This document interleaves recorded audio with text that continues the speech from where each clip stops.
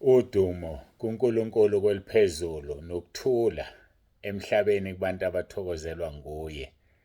Baba uNsibanda uyakubingelela, Ndlalifa izulu ngithi uJesu Kristu inkosi.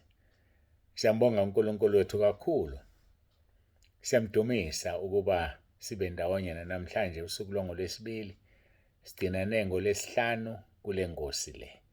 Ngomgqibelo ke ngiyabonga kakhulu bonke ababekhona ezakheni kwasi laphaya ehholo. Siyambonga kakhulu uNkulunkulu babe baningi. Abantwana bakaNkulunkulu bephumile ngothi lwabo basekhaya lezwi. Hey babe baningi abantu basekhaya lezwi. Siyambonga uNkulunkulu kakhulu. uNkulunkulu akubusise. Ngibona ngani ukuthi babe baningi ngoba ngijwayele ukubuza ngithi ubani ongekho ekhaya lezwi? Ngithi ngifuna ukuchaza ngekhaya lezwi. Ngabona isandla esisodwa.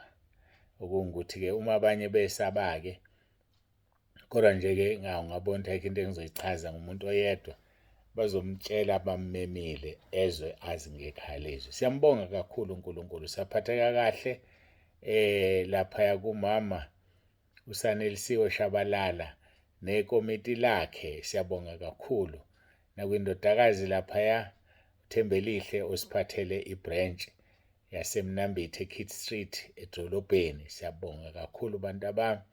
uNkulunkulu anibusise nonke enenza lolu suku lwaba impumelelo. Siyabonga kakhulu. Nangesonto sahlangana laphaya ebranchini esikoleni, sikhonzela esikoleni esedolobheni Kid Street Primary. Hayi kwahlangana kwaba kuhle, kwaba mnandi, bebaningi abantu. Ngiyafisa phela ukuthi mase sihambile ningabe seniphunguka. Hawu bakithi nibuye phela futhi noma ngingekho, ngoba sonke sasingayile kubaba uNsibande, sasiye enkosini uJesu siyolalela izwi lakhe. Hayi-ke kodwa ngale kwalokho ngiyabonga kakhulu. Ngonyaka odlule sikhona lapha ezakheni kwa-A. Umuntu wahlaseleka ngenye indlela, wahlaseleka amadimoni ayephumile ngey'nkani. Ngaze ngashumela ngihlezi phansi ngiphelelwa amandla esikhaleni. Khona-ke owayenamehlo kamoya wathi wabonile ayekhona impela kukubi. Ayike nokho uNkulunkulu-ke wasisiza kulokhu. Umuntu wabamba umkhosi wey'nsukwana ezithe xaxa sizoya khona. Kanti nakhona uNkulunkulu wathi ngifike ngisebenzise uJesu Kristu inkosi. Ngishumayele kabili kathathu ngithi Jesu Kristu inkosi. So-ke kwasebenza kakhulu. Siyambonga uNkulunkulu. Inkonzo yethu yaba yinhle ngendlela emangalisayo. Sibonga ukwafika nabasothongathi. Abasothongathi hawu bayangithobisa labantu basothongathi. Yabona uma ucabanga isimo ababekusona, umfundisi wabo wayengcwaba ngalomgqibelo eshonelwe umakoti womfowabo. Kodwa bahlukana phakathi mangizwa kwabakhona badedelana kwathiwa cha, abanye abahambe bayocula bafike basapothe ubaba uNsibande nomama uNsibande, abanye base beyosapotha umfundisi. Siyambonga uNkulunkulu kakhulu ngebranch efana nale. Othi uma umile uzwe ukuthi bakuthwele ngomkhuleko bayakhuleka. Siyabonga kakhulu. uNkulunkulu anibusise nonke kusukela kumholi wenu umfundisi umama uMaseko kuze kufika kulo mncane kunabo bonke. Ngisho umncane ngeminyaka ngoba kuNkulunkulu siyalingana sonke. Kuze kufika kulo mncane ngeminyaka ongowasothongathi. uNkulunkulu anibusise nonke. Siyabonga. Namanye amabranch ngiyazi ayathanda ayafisa ukuba khona la sikhona, kodwa-ke kolunga ngelinye ilanga. Kuyaplanwa nje nivule isikhwama senu enizosebenzisa manihamba. uNkulunkulu uzonisiza nilekelele kuleso sikhwama. Siyambonga kakhulu uNkulunkulu. Niphile nonke siyanithanda. Sifane siye ezwini lenkosi. uJesu Kristu inkosi. Ngiyacela ukuguqa ngithandaze siqale inkonzo yethu.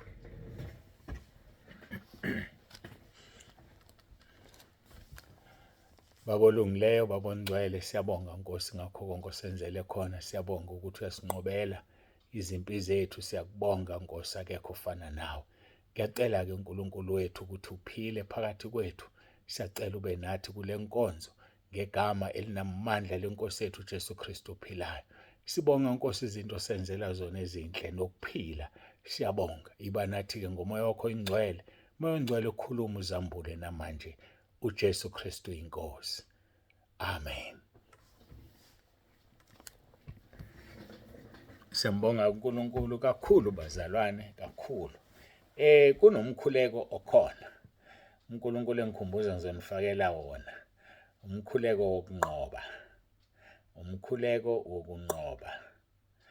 Khona umkhuleko engiwukhulekile ngesonto elidlule uma ngingaphazami. Kanti kukhona umzalwane ozowulalela ngendlebe ehlukile kulesilalela ngayo thina sonke. Wavusa umkhuleko wokunqoba kulo mkhuleko. Ngangithandaza nje kuphela inkonzo. Mhlawumbe uzowukhumbula uma usulalela. Ngiyafisa ukuthi nginithumelele wona nonke umkhuleko wokunqoba mangingaphazami umhla ka-11 June. Uma uthanda ukubiza kanjalo ngasinoka-18 May ungoka-11 June. Noma uzowubiza ngomkhuleko wokunqoba. Ngizonifakela ekhaya lezwi. uNkulunkulu mayemkhumbuzile ngoba ziningi izinto engqondweni yami eziphithizelisayo. Uyazi ukuthi ekuseni ngivukile Nkosi yami. Sengithi ngiyasebenza. Ngivuke ngo-2 this time, hayi ngo-1:30. Ngathi ake ngithi ukuthatha lo 30 minutes ngivuke ngo-2. Ngema ngivuka ngo-2. Ngiqala nje ngivula.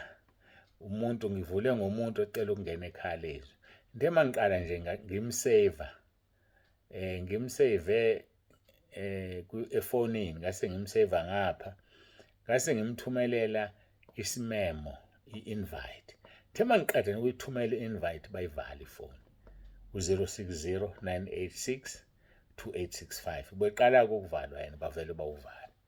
Angisa-understand-ke mina ukuthi kanti kuvalelwani ngoba phela ngangizitshelwe eqala ukuthi nginemsebenzi omningi ngiyabhlokha.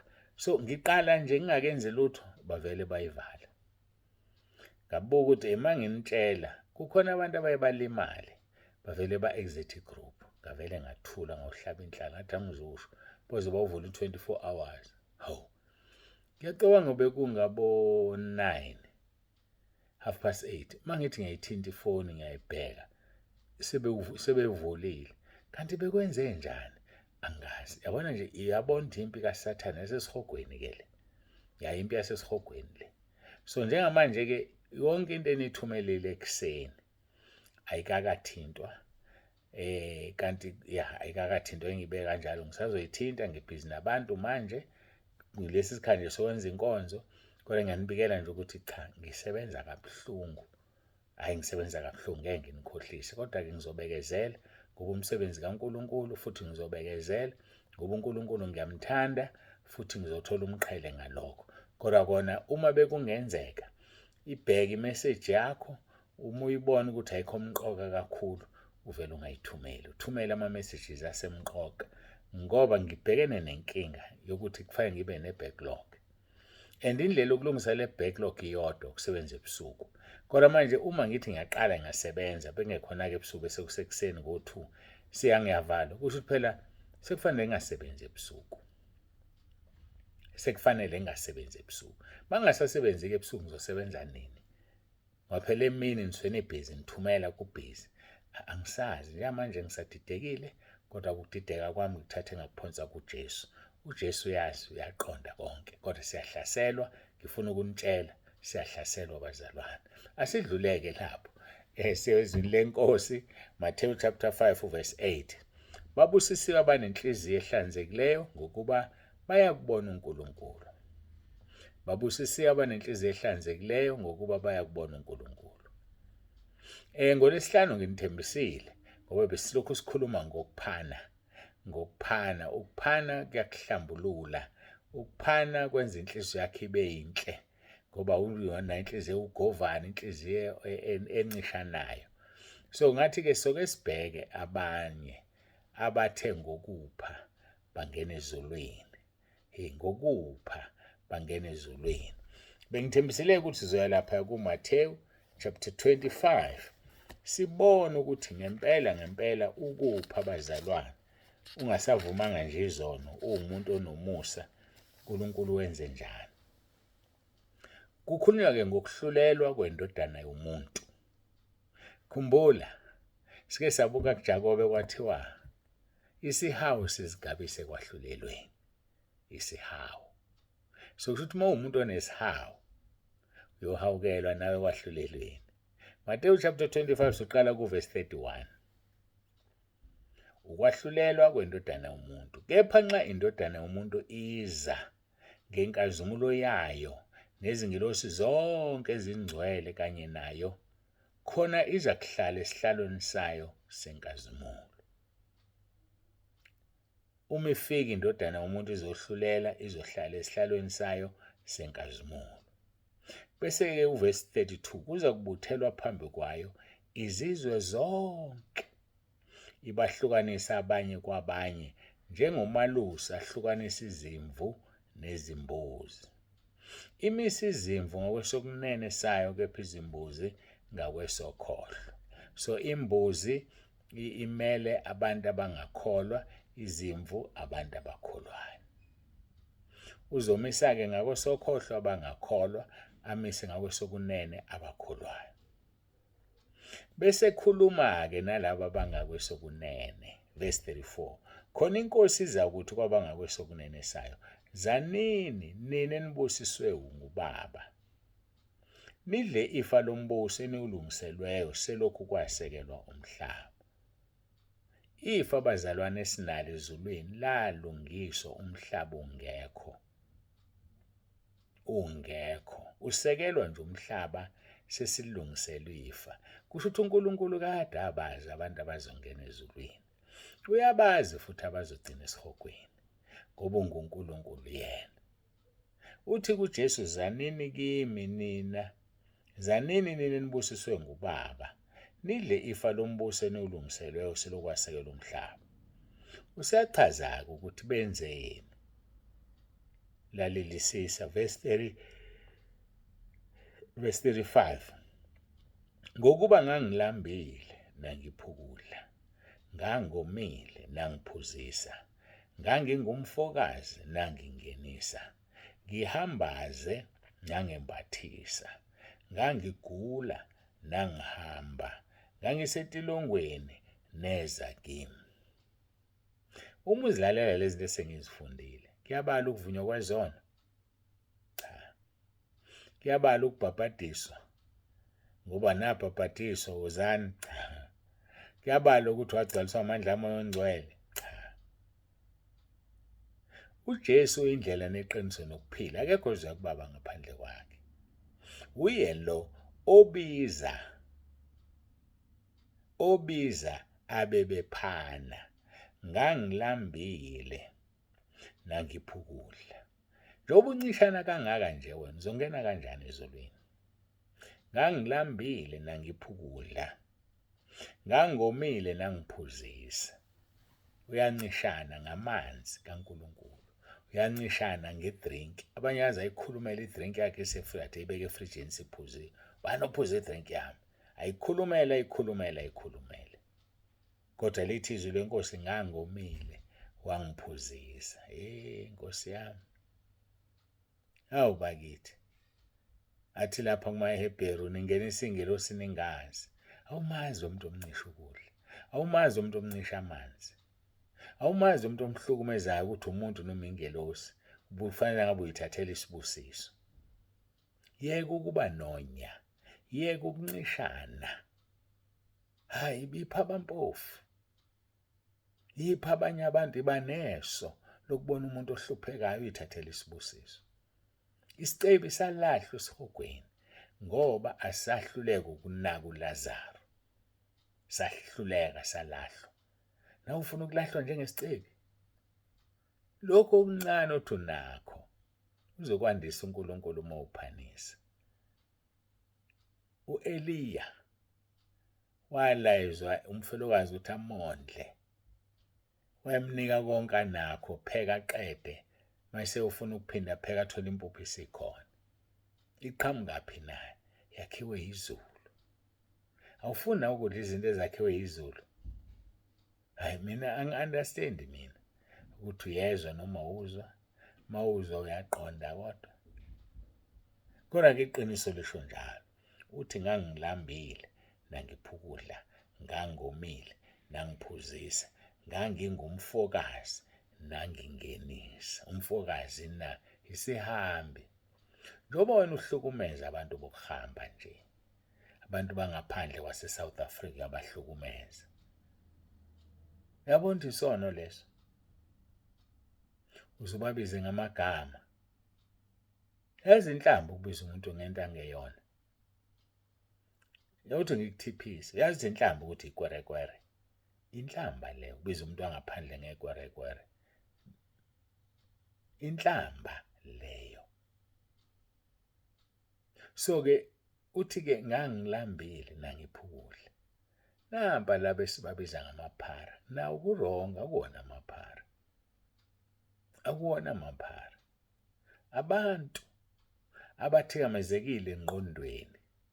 Usamkhumbuli lo wayehlala emathuneni enamadimoni awu-100 uJesu omkhulekela. Akhuluma amadimoni athi siwulegiyona siwu-100.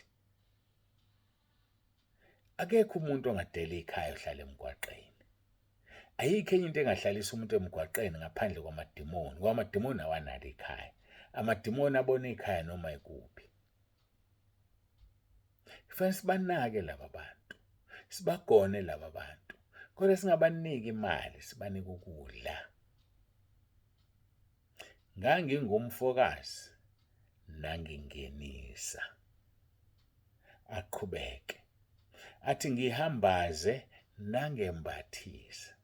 Usuwembathisa abantu abangaki wena ungixoxele. Mina ngihlale ngixoxa lokho.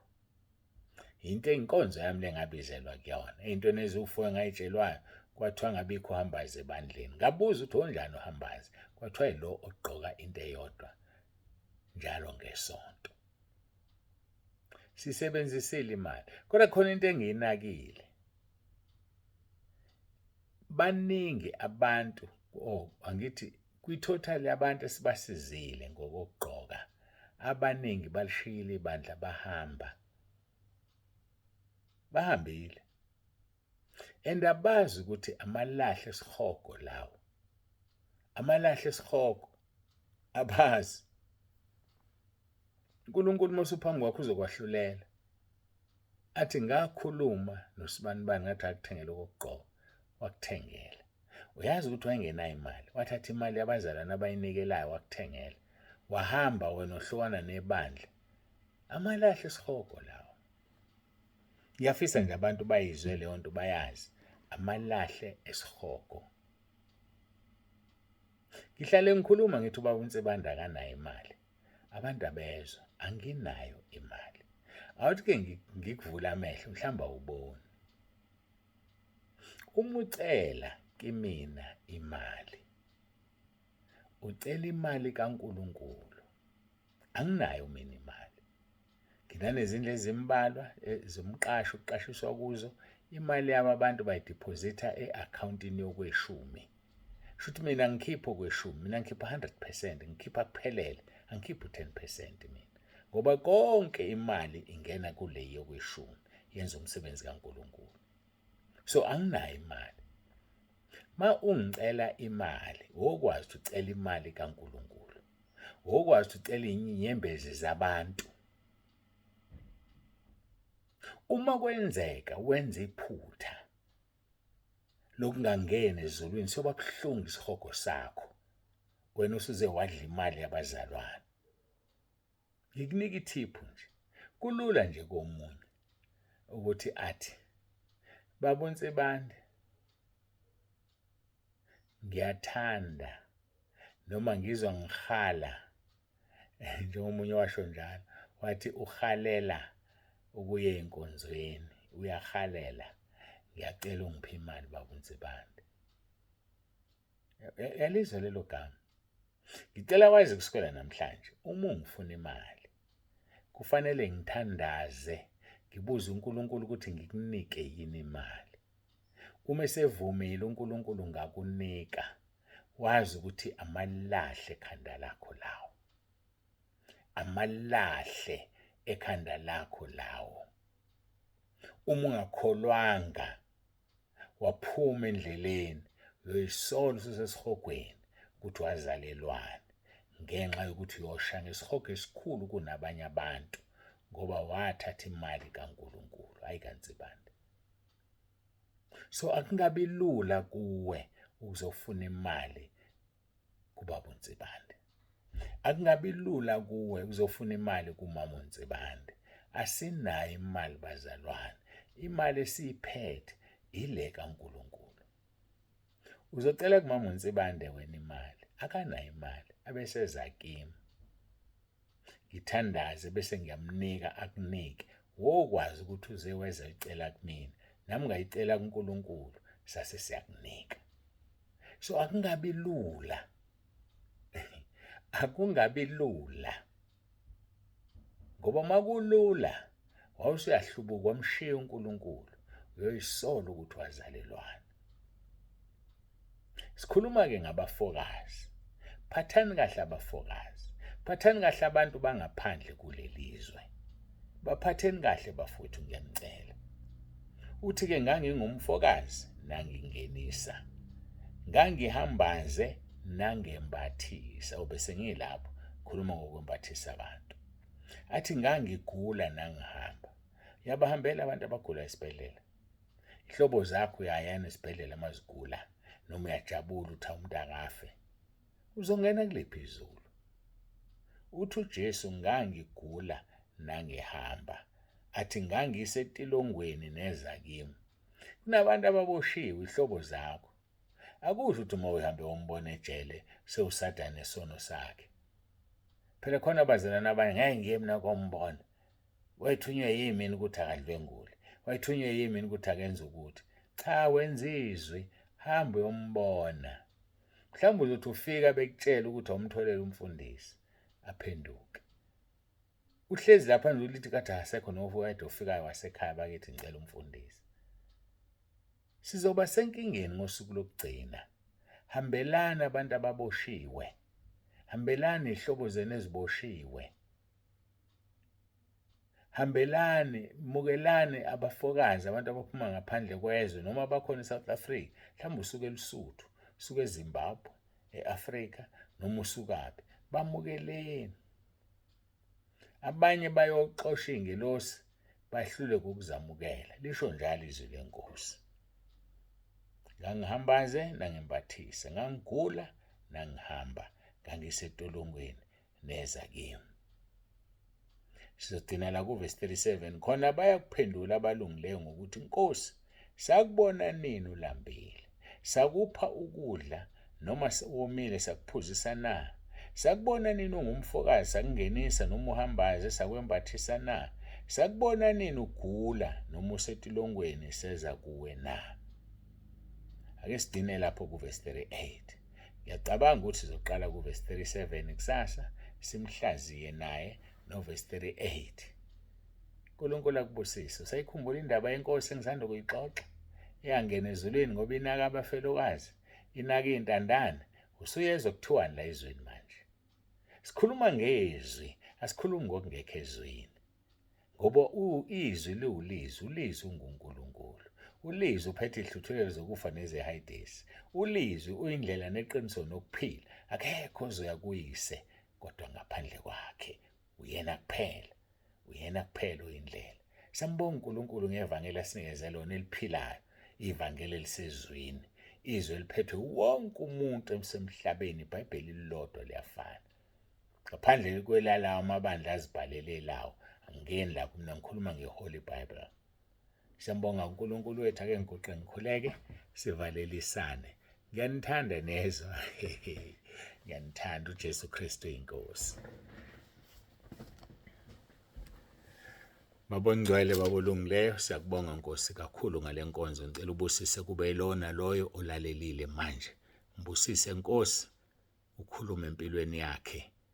Aliphile izwi uJesu Kristu inkosi. Amen.